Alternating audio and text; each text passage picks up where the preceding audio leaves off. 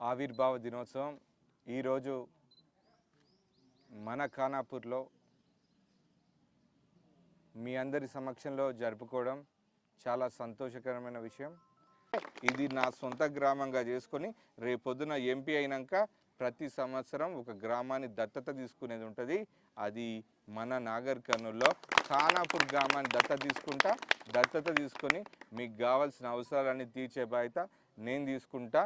నన్ను గెలిపించే బాధ్యత మీరందరూ తీసుకోవాలి. యువకులు, పెద్దమ్మలు, పెద్దయ్యలు అందరూ తాతలు తీసుకొని నన్ను గెలిపిస్తే నేను మీ మనవడి లెక్క.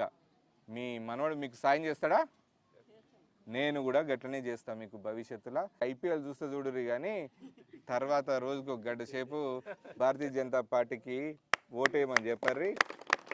ఐపీఎల్ వరల్డ్ కప్ కంటే మన భారతదేశానికి మోడీ చాలా ముఖ్యం, అది గుర్తుపెట్టుకోర్రి. ఇవన్నీ ఐపీఎల్ సంవత్సరానికి వస్తుంది కానీ ఎలక్షన్ 5 ఏళ్ళకు ఒకసారి వస్తుంది. ఆ ఎలక్షన్లు చాలా విలువైంది. ఆ ఎలక్షన్లో మోడీ గారిని గెలిపిస్తేనే మనకు భవిష్యత్తులో యువతకు ఉపాధి అవకాశాలు ఉంటాయి. కాబట్టి ఖచ్చితంగా మీరందరూ కూడా మేము వెళ్ళిపోయినాక పెద్ద మనుషులు తాత మనందరం కూడా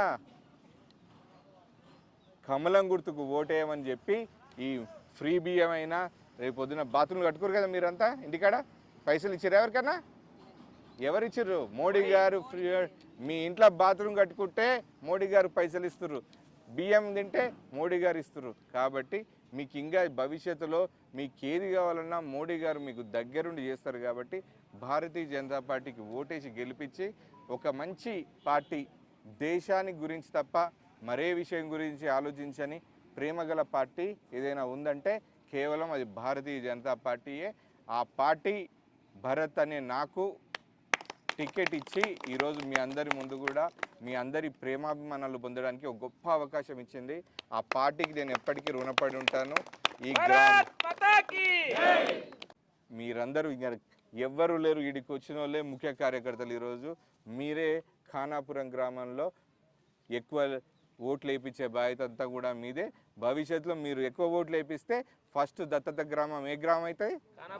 ఖానాపురం గ్రామాన్ని చేసుకునే బాధ్యత కూడా మీ చేతుల్లోనే ఉంది.